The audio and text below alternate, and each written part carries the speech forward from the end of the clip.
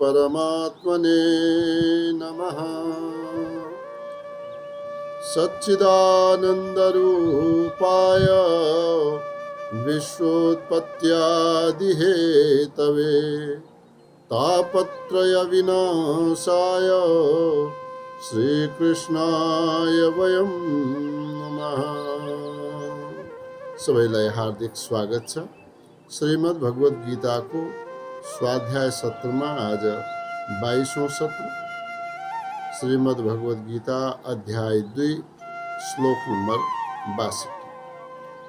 यसभन्दा पहिले श्लोक नम्बर 61 मा आसक्ति बुद्धिलाई कसरी टाढा गर्न सकिन्छ, कसरी हटाउन सकिन्छ। तानि सर्वाणि संयम्य, सबै इन्द्रियहरूलाई वशमा गरेर कर्म साधक, कर्मयोगी साधक युक्त आसीत मत्परः मेरै परायण भएर बसोस्। किनकि वशे हि यस्य इन्द्रियाणि, जसका इन्द्रियहरू आफ्ना वशमा छन्, तस्य प्रज्ञा प्रतिष्ठिता, त्यसैका बुद्धि, त्यसैको प्रज्ञा प्रतिष्ठित छ, स्थिर छ, यसो चाहिँ भनिएको छ। अब श्रीमद् भगवत गीताको दोस्रो अध्यायको 62वां श्लोकलाई हामी उच्चारण गर्नेछौँ। ध्यायतो विषयान् पुंसः संगस्तेषुपजायते संगात् संजायते कामः कामात् क्रोधोऽभिजायते। ध्यायतः विषयान् पुंसः, ध्यायतः ध्यान गर्दै, चिन्तन गर्दै के को विषयान्, विषयहरूको, को पुंसः मनुष्य, मानिस, जीव के गर्दछ। तेषु संग उपजायते, संगः तेषु उपजायते, तेषु ती विषयहरूमा संगः साथ, आसक्ति, मन, उपजायते भनेको उत्पन्न हुन्छ। विषयहरूको ध्यान गर्दा गर्दै त्यसमा संग उत्पन्न हुन्छ, त्यसमा आसक्ति उत्पन्न हुन्छ।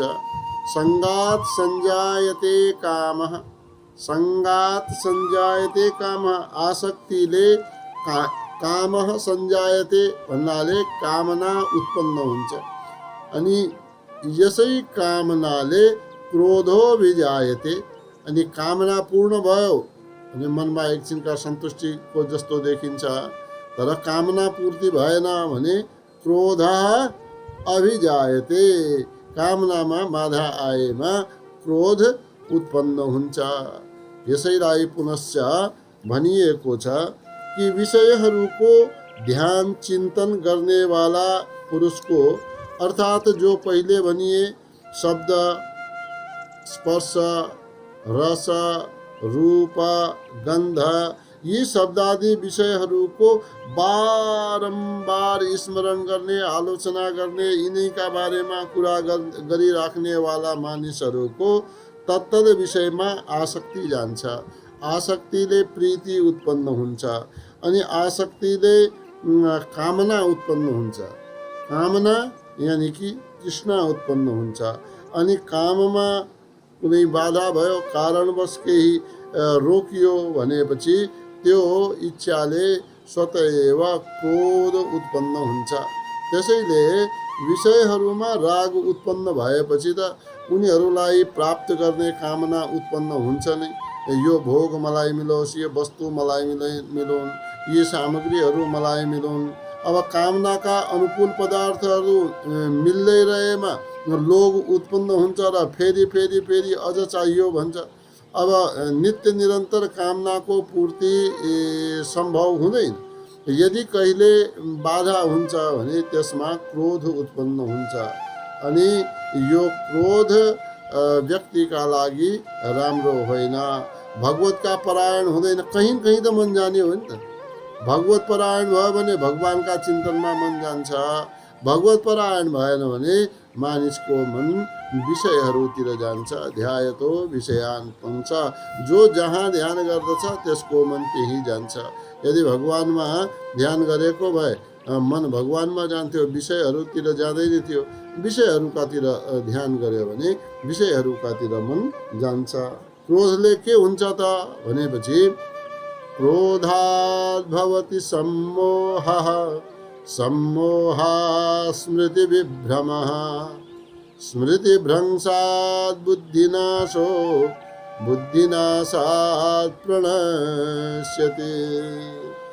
क्रोधात् भवति सम्मोह।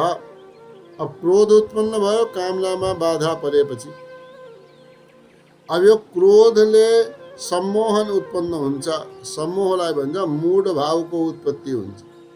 यो मूढ भावले सम्मोह, यस सम्मोहले स्मृति विभ्रम, स्मृति भ्रष्ट हुन्छ। स्मृति स्पष्ट रहँदैन, स्मरण रहँदैन। के गर्नु हो के गर्नु होइन यसको स्मरण पनि रहेन। यस प्रकारले स्मृति भ्रंशात्, स्मृति भ्रंश भएमा, स्मरण शक्ति भ्रष्ट भएमा बुद्धि नाश, बुद्धिको नाश हुन्छ। बुद्धि भन्नाले के भनियो? जो निर्णय लिने क्षमता थियो, विवेक थियो, त्यसको नाश हुन्छ। बुद्धि नाशात् प्रणश्यति। बुद्धिको नाश भयो भने व्यक्तिको स्वतः एव नाश हुन्छ। जो बुद्धि नै छैन भन्छन्, बुद्धि भएन भने त्यो व्यक्तिको नाश भएको सम्झिन्छ। त क्रोधद्वारा सम्मोह भयो। सम्मोहको अर्थ भयो मूढता छायो। अब वास्तवमा हेरौँ भने कामनामा सम्मोहन हुन्छ, क्रोधमा सम्मोहन हुन्छ, लोभमा सम्मोहन हुन्छ, ममतामा सम्मोहन हुन्छ। यो नहुने होइन, यी चारैमा सम्मोहन हुन्छ। तर पनि यहाँ क्रोध सबभन्दा पहिलो हो। क्रोधले धेरै बिगार गर्छ, अरूभन्दा पनि क्रोधले बढी बिगार गर्छ। र यसले सम्मोहनले स्मृति विभ्रम भन्नाले स्मृतिको नाश हुन्छ। अब क्रोधले सम्मोह, सम्मोहलाई अझ अर्को रूपमा भन्ने हो भने कर्तव्य अकर्तव्य विषयक विवेक थाहा हुँदैन, अविवेक उत्पन्न हुन्छ। किनकि क्रोधी मानिस मोहित भएपछि ठुल्ठुला गुरुहरूलाई पनि, श्रेष्ठ जनलाई पनि, आफूभन्दा ज्येष्ठ जनलाई पनि गाली दिने गर्दछ। के का कारणले? क्रोधमा कर्तव्य अकर्तव्य विषय अविवेक उत्पन्न भएका कारणले। अनि मोहले स्मृति विभ्रम, स्मृतिको भ्रम हुनु। स्मृतिको भ्रम भन्नुको अर्थ अर्को के पनि हो भनेपछि शास्त्रद्वारा सुनेका उपदेश, आचार्यद्वारा सुनेका उपदेश र उनीहरूको संस्कारले जो स्मृति उत्पन्न हुन्छ, त्यो प्रकट हुनेवाला जो स्मृति छ, क्रोध भएको बेलामा त्यो स्मृति प्रकट हुँदैन। यस प्रकारले स्मृति विभ्रम भयो भने बुद्धिको नाश हुन्छ। अन्तःकरणमा के कार्य गर्नु हो के कार्य गर्नु होइन यस प्रकारको कार्य र अकार्य विषयक विवेचनको योग्यता नरहनु, विवेकले सही रूपमा काम नगर्नु बुद्धिको नाश हो। बुद्धिको नाश भएपछि त्यो मनुष्य नष्ट हुन्छ। किनकि त्यो मनुष्य तबसम्म मात्रै छ जबसम्म उसको अन्तःकरण काम गर्ने नगर्नेमा, कार्य अकार्यमा, त्यसको विवेचन गर्नमा समर्थ छ। यस्तो योग्यता नरहेपछि मृतकका समान नै त्यो हुन्छ। अतः त्यस अन्तःकरणको विवेक शक्ति रूप बुद्धिको नाश भएपछि पुरुषको नाश हुनु बताइएको छ। यस कथनको अभिप्राय यो भयो कि मनुष्य पुरुषार्थका अयोग्य हुन्छ। अब विषयहरूको चिन्तन नै सबै अनर्थहरूको मूल हो। किनकि प्रारम्भ त केबाट भयो? ध्यायतो विषयान् पुंस। विषयको चिन्तन केमा हो? अनर्थको मूल हो। त्यसैले अब यसपछि मोक्षको साधन के हो, कसरी मोक्ष प्राप्त गर्न सकिन्छ, यसलाई यहाँनिर बताइयो। हेर्नुहोला, रागद्वेष वियुक्तैस्तु विषयानिन्द्रियैश्चरन् आत्मवश्यैर्विधेयात्मा प्रसादमधिगच्छति। दुईवटा पाठ पाइन्छ। रागद्वेष विमुक्तैस्तु या विमुक्तस्तुका ठाउँमा वियुक्तस्तु, तर अधिकांशतयामा वियुक्तस्तु भनेर पनि प्राप्त हुन्छ। राग द्वेष वियुक्तै भन्दा अलग, विमुक्त भन्नाले पनि अलग, रहित, जसमा राग पनि छैन द्वेष पनि छैन, यस प्रकारका राग द्वेषले रहित विषयान इन्द्रियैश्चरन्, विषयहरूको इन्द्रियहरूका द्वारा चरण सेवन गर्दै, राग द्वेषले रहित भएर विषयहरूको इन्द्रियहरूका द्वारा सेवन गर्दै, आत्मवश्यै भनेको आफ्ना वशमा गरिएको, आत्मवश्यै आफ्ना वशमा गरेको, विधेयात्मा जसको अन्तःकरण आफ्ना अन्तर्गत छ, जसको अन्तःकरण आफ्नो वशमा छ, यस प्रकारको कर्मयोगी साधकलाई के हुन्छ? अन्तःकरणको प्रसादम माने प्रसन्नता, निर्मलता, अन्तःकरणको निर्मलता जब हुन्छ त्यसलाई अन्तःकरणको यो प्रसाद भनेर भनिएको छ। अन्तःकरणको निर्मलतालाई अधिगच्छति, यो प्राप्त हुन्छ। प्रसादम अधिगच्छति, प्रसादतालाई, प्रसन्नतालाई त्यसले प्राप्त गर्दछ। राग र द्वेष, यी दुवै राग र द्वेष भन, राग केमा? आसक्तिमा, द्वेष त्यसको बाधामा। त आसक्ति र त्यसबाट उत्पन्न हुनेवाला जो बाधा भयो त्यसलाई द्वेष भनियो।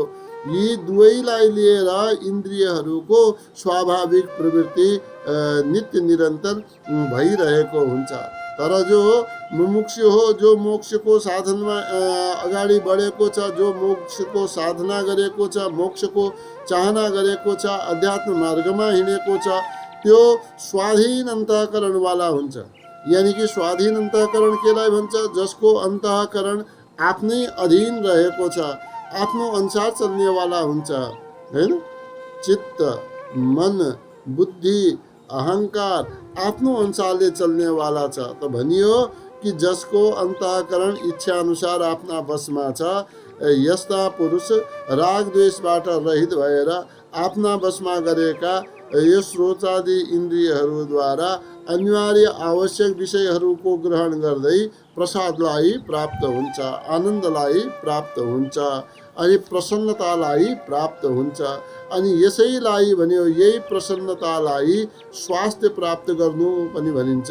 यस स्वास्थ्यलाई प्राप्त गर्दछ।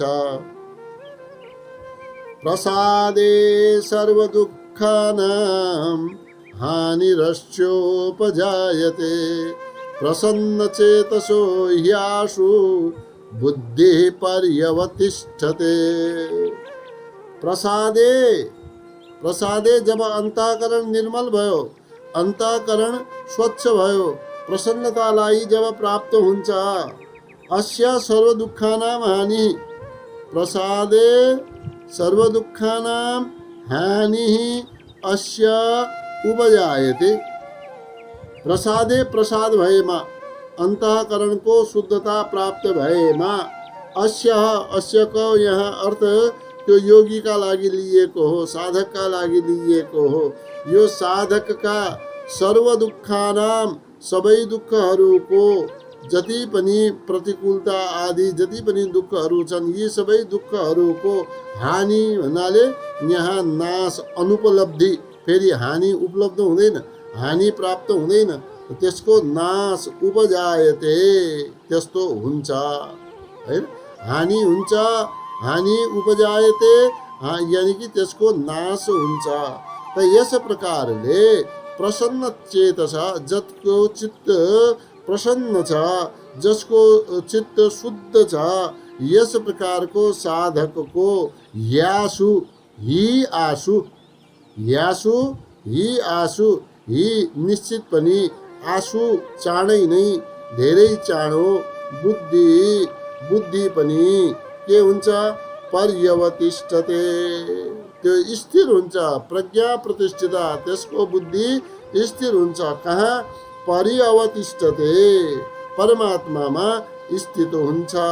यस प्रकारले यस 65 नम्बरको यस श्लोकमा बताइयो प्रसादे सर्व दुःखानां, सबै दुःखहरूको हानि हुने नाश हुने कारण के हो त भने प्रसन्नता प्राप्त भएमा यस साधकलाई जति पनि दुःख छ, अब सर्व दुःखानां एउटा अर्को अर्थ पनि लगाउन सकिन्छ, त्रिविध तापानां, आध्यात्मिकादीनां, आध्यात्मिक आधिदैविक आदि भौतिक तीनै प्रकारका तापहरूको, यिनैलाई समस्त दुःख पनि भनियो। यी तापहरूको, यी दुःखहरूको नाश हुन्छ, किनकि प्रसन्न चित्तवालाको अर्थात् जसको मन स्वस्थ भइसकेको छ, जसको अन्तःकरण स्वस्थ भइसकेको छ, यस्ता पुरुषको बुद्धि चाँडै सबैतिरबाट आकाशका जस्तै स्थिर भएको हुन्छ, केवल आत्मरूपमा निश्चल रहन्छ।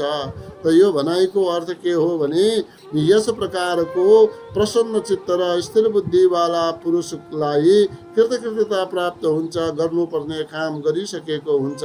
त्यसैले साधकले के गर्नुपर्दछ भने राग देशले रहित गरेका आफ्ना इन्द्रियहरूद्वारा शास्त्रका अविरोधी अनिवार्य विषयहरूको सेवन गरोस् र सधैँ प्रसन्न रहोस्। चित्त प्रसन्न रहेमा त्रिविध तापहरूको हानि हुन्छ, नाश हुन्छ।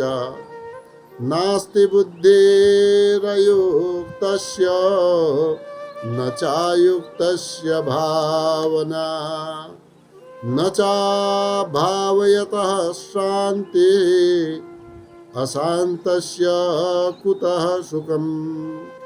न चाभावयतः शान्ति रशान्तस्य कुतः सुखम्।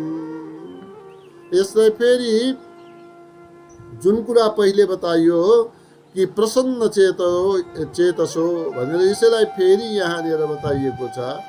नास्ति बुद्धि अयुक्तस्य, अयुक्तस्य जसका मन र इन्द्रियहरू युक्त छैनन्, संयमित छैनन्, यस प्रकारका जो मानिसहरू छन्, यिनीहरूको बुद्धि जो यता र उता चलिरहेको हुन्छ, यिनीहरूको जो व्यवसायत्मिका बुद्धि यदि भएन भने, नास्ति यदि छैन भने, न च अयुक्तस्य भावना, अयुक्तस्य व्यवसायत्मिका बुद्धि नभएका कारणले त्यस अयुक्त मनुष्यमा, अयुक्त मानिसमा, अयुक्त माने योगीपन रहित हैन, त्यो संसारको आसक्तिले युक्त यस प्रकारको मानिसमा भावना, भावना भन्नाले निष्काम भावना, कर्तव्य परायणताको भाव न आउनै सक्दैन। यदि निष्काम भावना आएन, न च अभावयतः, न च अभावयतः, अभावयतः निष्काम भावना नभएका कारणले त्यसलाई शान्ति न, त्यसलाई शान्ति पनि प्राप्त हुँदैन। अशान्तस्य जो शान्त छैन, यस्ता पुरुषलाई सुखम कुतः, सुख कसरी प्राप्त गर्न सकिन्छ, यानी कि सुख प्राप्त गर्न सकिँदैन।